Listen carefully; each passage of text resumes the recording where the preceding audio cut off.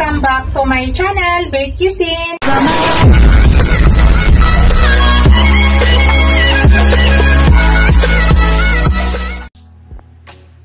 Hello guys, to this video guys, I want to share with you.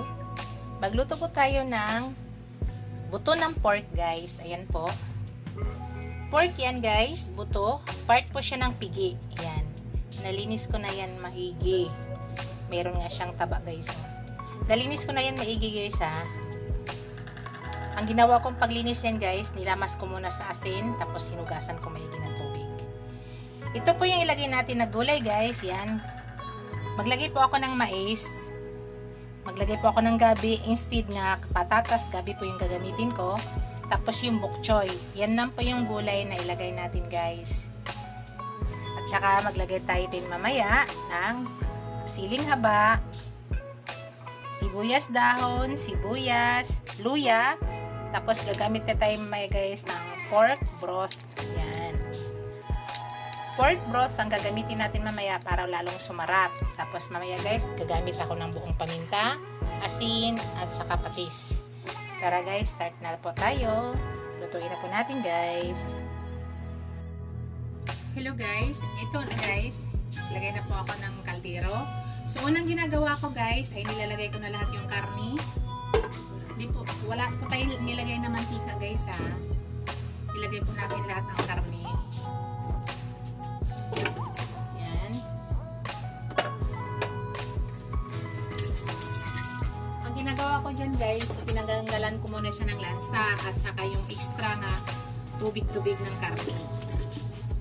So, igisa natin sa walang mantika. Hayaan lang po natin siya na ganyan.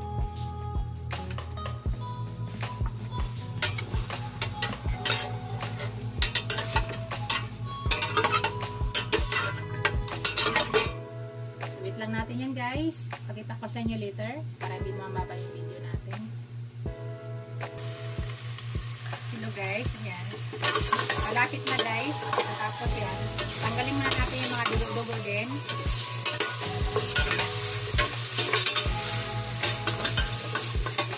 Isa lang siya guys sa walang mantika. Nakakatulong yan guys ha, para nawala yung lasa ng ating kanin. Ganituhin nyo muna. Huwag po kayo maglagay ng oil ha.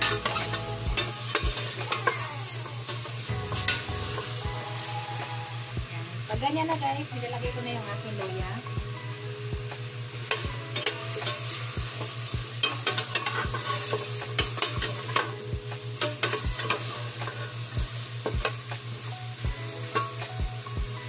Maglalagay na ako guys ng buong paminta.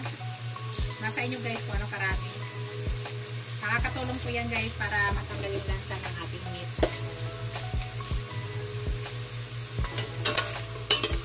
Kalambutin po natin yan guys ng mga 45 minutes. After 30 minutes, i-check natin. Nilagay ko na yung aking sibuyas guys.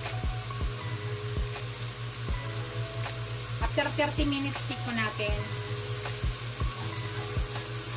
Pag kumulo guys, pahinaan na nyo lang ako ang apoy para makuha nyo yung sarap ng karne. Hindi ko ako talaga gumagamit ng pressure cooker guys.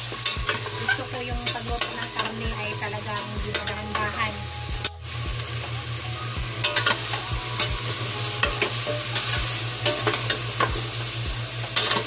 Masarap kasi pagdahan-dahan ng paglalaga. Yan. Okay na yan guys. Lalagyan na natin ng tubig yan. Nagpainit na ako ng tubig guys. Lagyan na natin. So, ganun muna karami ang ilalagay natin.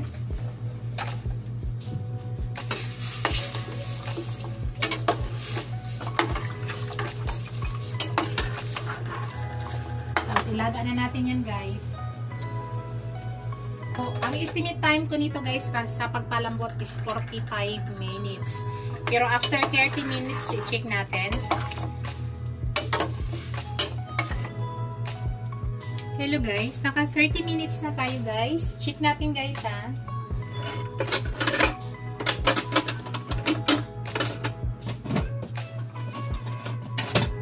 Check natin kung malambot na.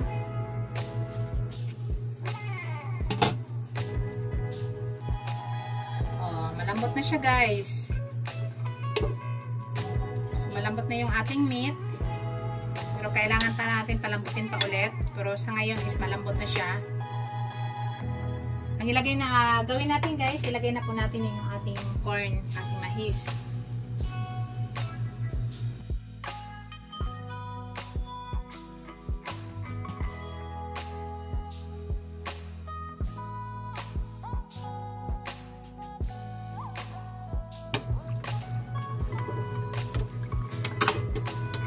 Tapos ilagay ko na yung guys yung aking north broth. Para lalong maging malinamnam ang ating karne. Ilagay ko na yung aking gabi guys. It's up to you guys ha, kung anong gusto nyo ilagay. Pwede kayo maglagay ng patatas. Ako gabi gusto ko. Minsan patatas po yung nilalagay ko dyan, pero sa ngayon gusto ko gabi.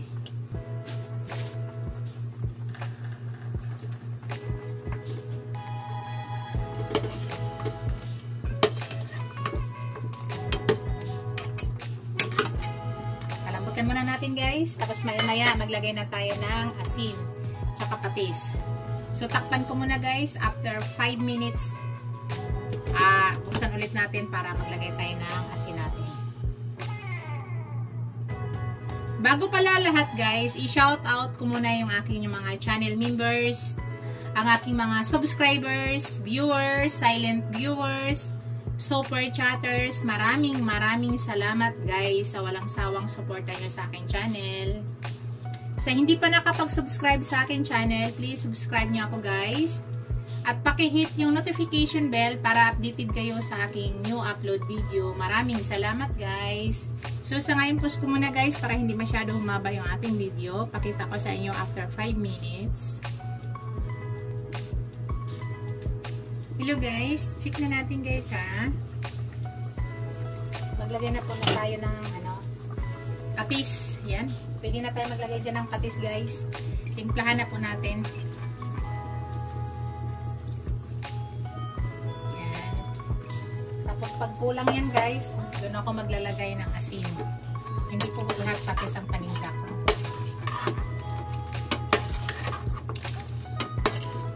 Malambot na po yung karne natin guys.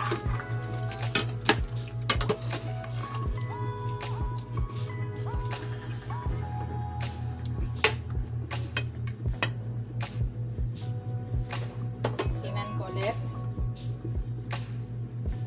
Napakalambot na guys ng ating meat. Sobrang lambot na. Yung ating gabi hindi pa. Yung meat natin ay napakalambot na. Malutuin pa natin yung mais natin at saka gabi. So, timplahan ko na siya guys. Titikman ko na siya. Para ko mag-add ako ng asin. Hindi po ako nagbibitchin guys ha. Pasensya na, hindi ako mahilig magbitchin. Hindi po kami nagbibitchin. Kulang pa siya guys ng konting asin. Asin na po ilalagay natin guys ha. Yan, asin.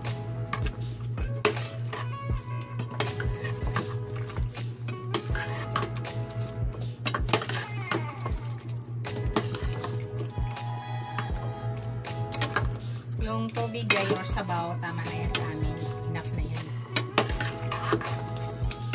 Nakakaiba guys no, nilaga pero gabi. Sa aming mga Bisaya guys, gabi talaga nilalagay pag naglalaga. Manto siya ulit.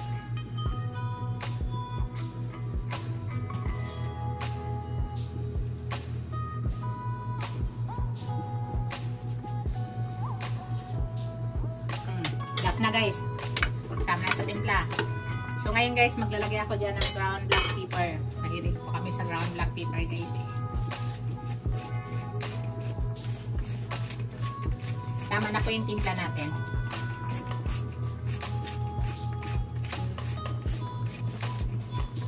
Yan. Maya maya ilagay na natin yung ating gulay.